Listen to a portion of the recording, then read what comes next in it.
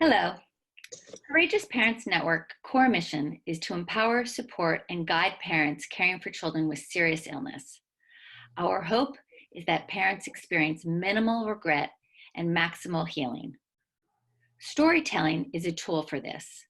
When we tell the story about our beautiful children, about how we parent or parented them, the struggles we have, the decisions we make, the hope we harbor, we are helping to order and make sense of something that is, honestly, completely senseless.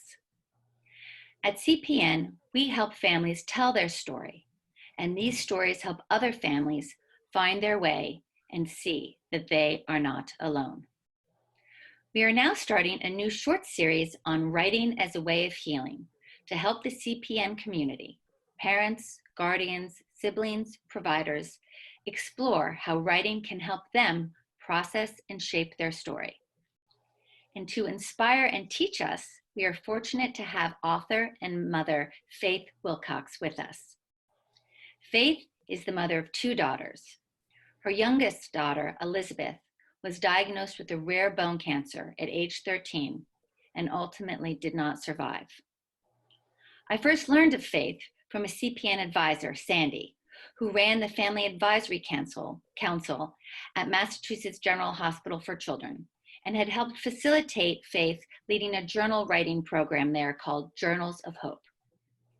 Faith is also the author of a book of poetry, Facing into the Wind, A Mother's Healing After the Death of Her Child, and has another book on the way.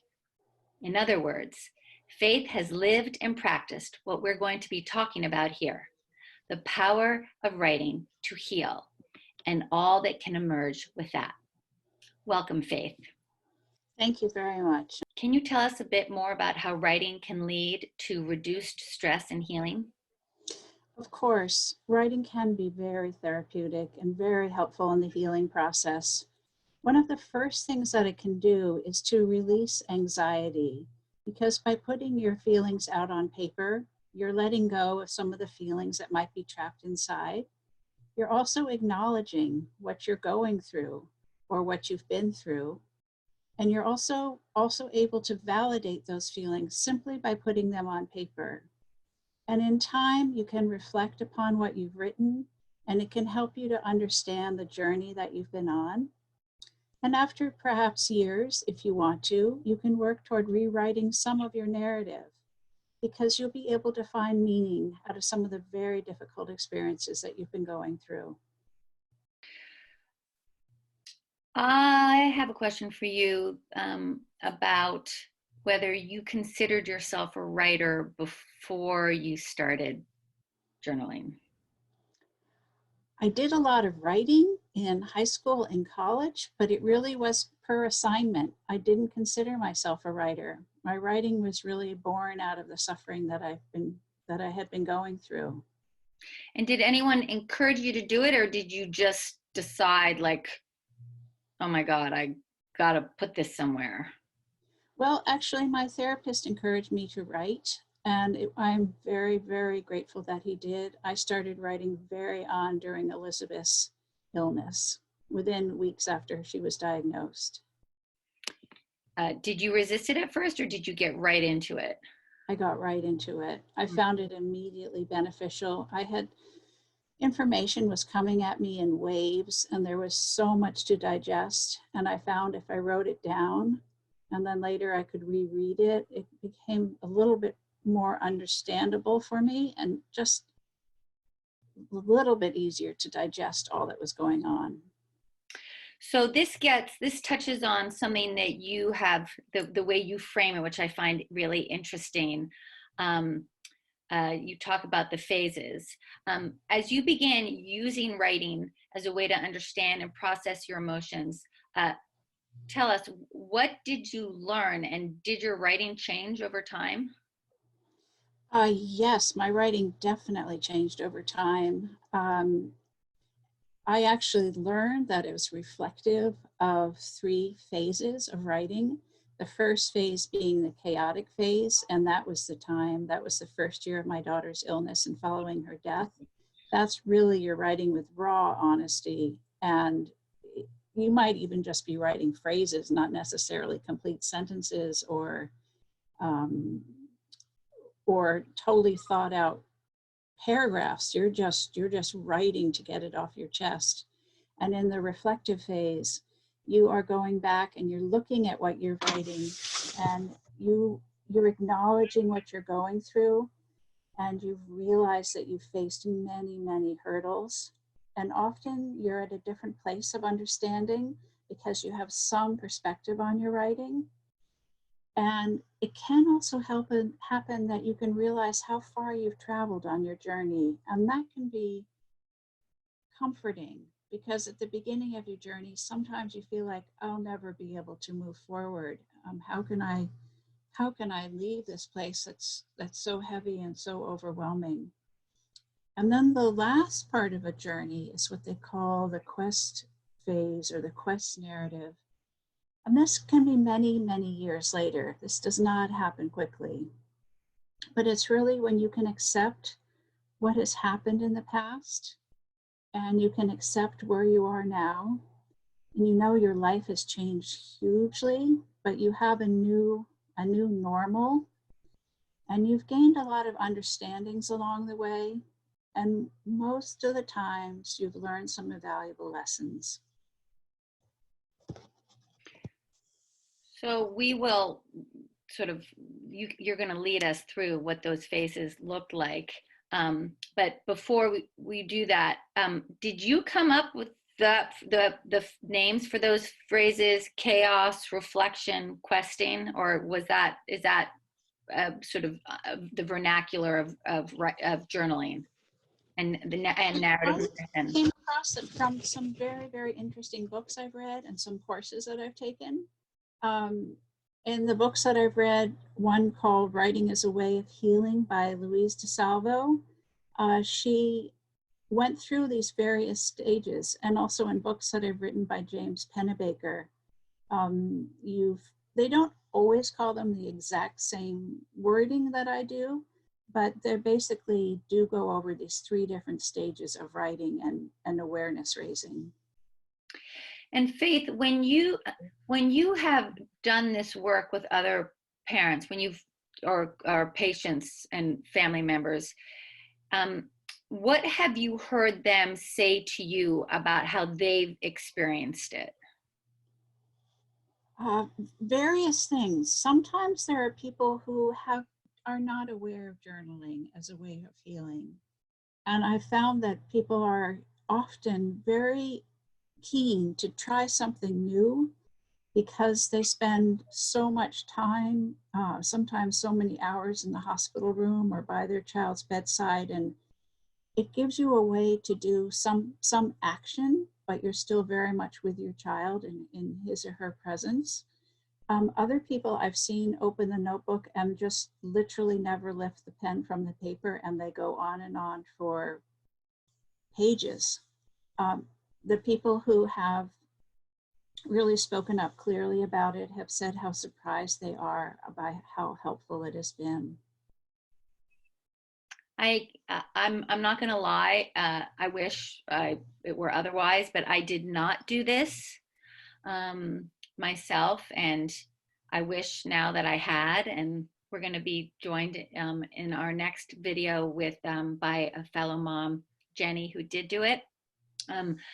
But hearing you talk and thinking about it myself, I can imagine that that writing, you'd either I'm a very visual thinker, and I would see it either like you're a thermometer and you're revving up here, and writing takes it down. Or if you think of it as you're a battery that's been depleted, writing might fill you up. So like in whichever way you think of yourself as revving too high and you need to come down, or being so flat out depleted that you need to come up. I can see how writing, like the act of doing that would help. That's what I see in my mind. For me, I think I'm more of the battery analogy. It does help me just clarify these thoughts in my mind that are, can be swamping me. Mm-hmm. Yeah, or like this maelstrom, and just putting it in. Swirling. Yeah, you're like landing all the planes. Even if it's a messy landing, you've landed the planes. That's right. Would you be so kind as to share something that you wrote during your chaotic writing phase? Because I think that'll help people watching this get a better understanding of what you mean by just right. Because Sure. This was in a time several months after my child died, and I was really bereft and not knowing what to do. And I decided to go on a silent retreat. Prior to my silent retreat, these are phrases that I wrote in a journal. A retreat sounds just like what I need. I need to be quiet, sleep, and grieve. I've lost the feeling of being at peace with myself during the past many, many months. I'm fractured, and so is my family. My family shattered from 4 to 2 almost overnight. So if my family is the most important core of my life, my central core, now who am I after the death of my youngest child and my divorce? Do I have the possibility of healing? so those are fragments of things that you were thinking that you just put down on the page. Exactly, just what came to my mind. So they don't always tie together. Right. And when you're doing that, when you did that, are you worried about word choice, or is it just, or No, it's really important just to write with raw honesty. It's very important not to go back and edit what you've written. Don't let your inner critic pop up and say, oh, that wasn't the right word or that wasn't the right phrase. You have plenty of time if you want to rewrite any of your narrative. You have plenty of time to go back and do it. It's most important to write with this raw honesty right now. what you just shared was purely the chaos phase? Right. That's And, right. that was specific to how you felt after Elizabeth had died, but you also wrote when she was alive, and things did. Absolutely. Absolutely. And I think that's important to stress, is that this is writing as a way of healing. Is can Healing can begin at any point. This is not about you and I happen to be two bereaved parents, but this is not something that you have to wait until, if I mean, God willing, the child survives. But in the event that the illness is going poorly, or that it's a diagnosis with a bad outcome, that does not mean that you have to wait to be bereaved to begin this work. No, not at all. And you can really help you with the anxieties that you feel. And I think that's very important particularly in that first phase of writing. Mm-hmm. All right. So it has now been many years since Elizabeth died. Do you find yourself always in the last phase, the quest phase of writing, or do you sometimes return to either the chaos phase with memories, or with the reflection phase? I really rarely return to the chaos phase. That really was the first year and a half of my writing, when I wrote with that, as I mentioned, very raw honesty.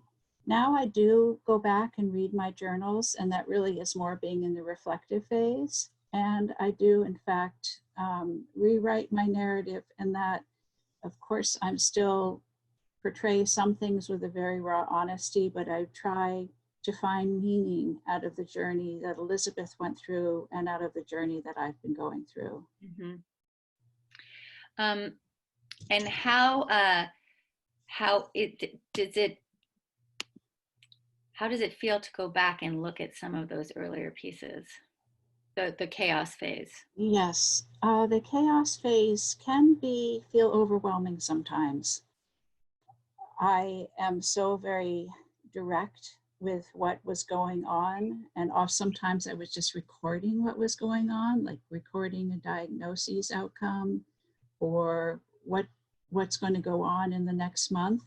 So it can almost be visceral to me, and that can be difficult sometimes. What tips do you have for people with who can't imagine that that they've got it in them, but we all do? You all do. I would say really just start simply. Get a journal or write on your whatever electronic device you like to write on. Write for 5 minutes a day, 10 minutes a day, 20 minutes a day, whatever works well for you, and make it a practice. It can be almost like a daily meditation. You can take a little bit of time aside just for yourself. And it doesn't have to be a lot of time. It can just be a breather while you're having a cup of tea. And as I said, it's really important in the beginning not to let your inner critic come in and kind of curb some of your writing. Just write, just let it flow. Sometimes you can just put your pen to the paper and don't lift up your hand and just see what comes out. What if I sit down and I feel like I've got writer's block? Well, there are a lot of things you can do with writer's block. You can look at writing prompts, and we're going to put some on the Courageous Parents Network site.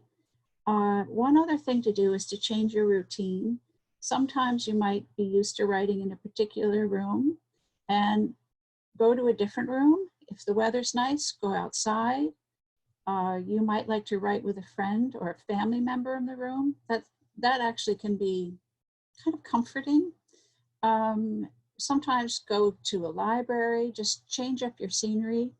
Another thing you could do if you feel like you need to be calmer before you start writing, you could meditate prior to writing. Oh, that's a nice idea. And by meditating, I'm learning we do not mean sitting down for 20, I mean, you can, but if you're new to meditation too, it can just be about spending 5 minutes breathing in and breathing out. And we Exactly. can all do that. Right. It does not have, I'm not implying you need an hours of practice. It can be literally breathing in and breathing out calmly and steadily. Yeah, which is something I'm learning to do as bringing into my own life as a, early stage meditation practice. So I can attest to the fact that that is very doable. And I have monkey mind. So if I can do it, anyone else can do it.